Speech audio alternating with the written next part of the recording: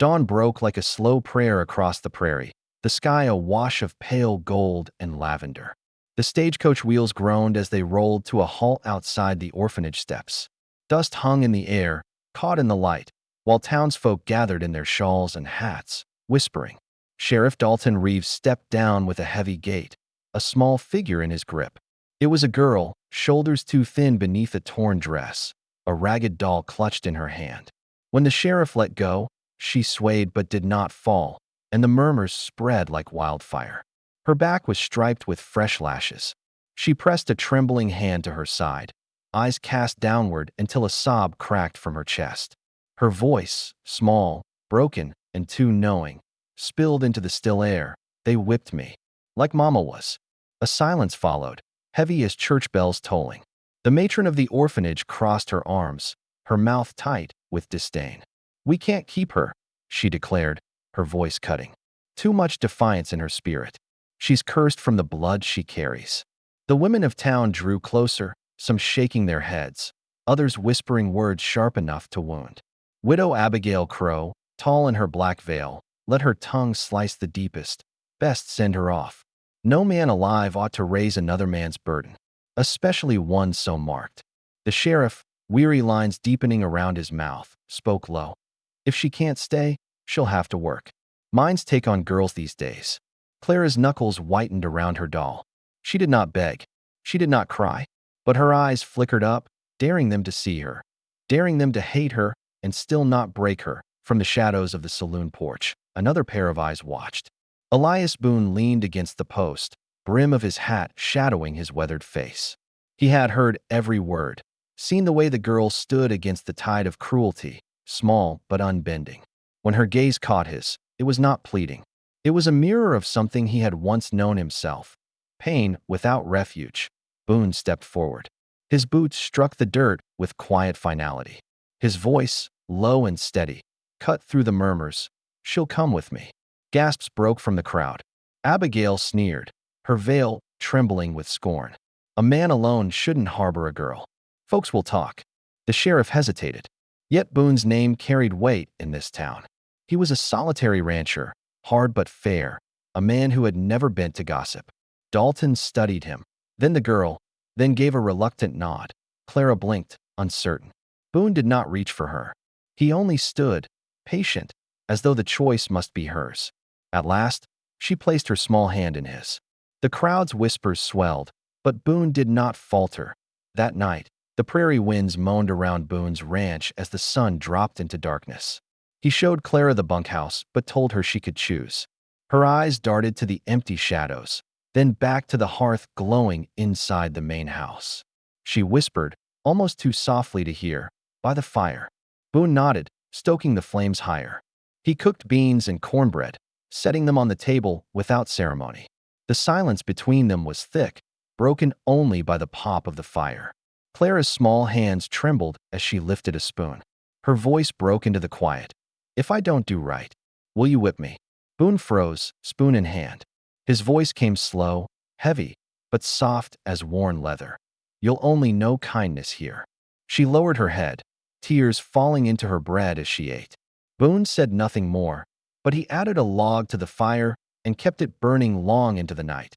The days that followed moved slow, measured by the rhythm of ranch life. Boone showed her how to brush the dust from a horse's coat, how to mend a fence with steady hands. She fumbled often, dropping tools, tangling rope, flinching at her own mistakes. She braced each time, waiting for harsh words, but they never came. Boone only showed her again, without a hint of anger, Jonah Pike. Boone's ranch hand, spat tobacco and grumbled. "She'll slow us down, Elias." Boone's reply was even, carrying no heat. "We've all been slowed before." At night, Clara curled by the hearth, her doll tucked close, and hummed. The tunes were broken fragments of her mother's songs, soft and wavering. Boone listened from the porch, pipe smoke curling, never interrupting. Each morning, when Clara rose, she found an apple by her plate, polished, red, waiting. She never saw who placed it, but she ate it with both hands, juice running down her chin. Little by little, the silence in the house began to change. It was no longer heavy.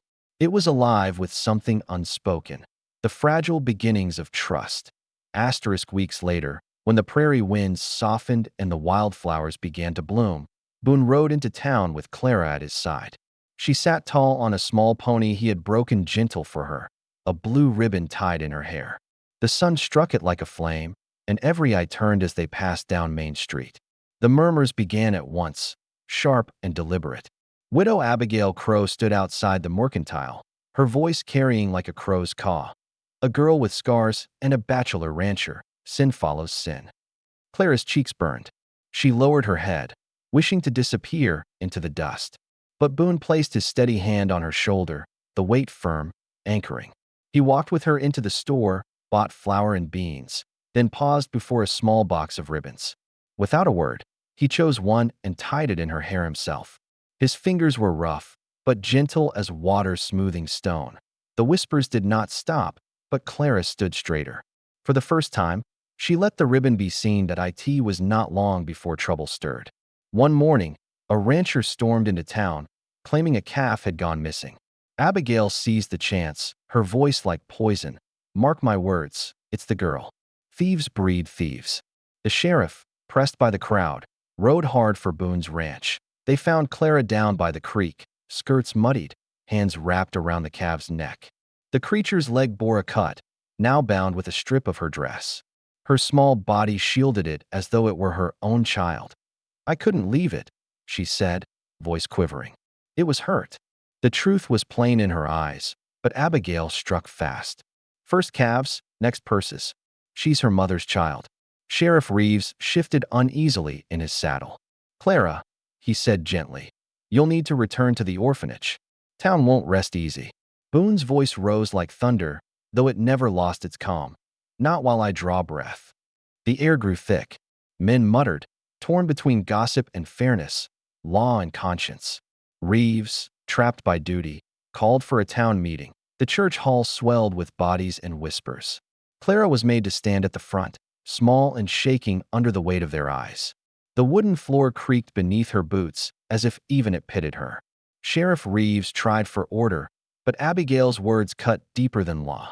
This girl carries shame in her blood. The whip didn't fix her mother, and it won't fix her. Clara's throat burned. Her lips trembled.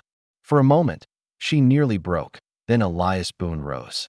His figure filled the room, hat in hand, scars of weather and time etched into his face. His voice came low, steady as a river in drought.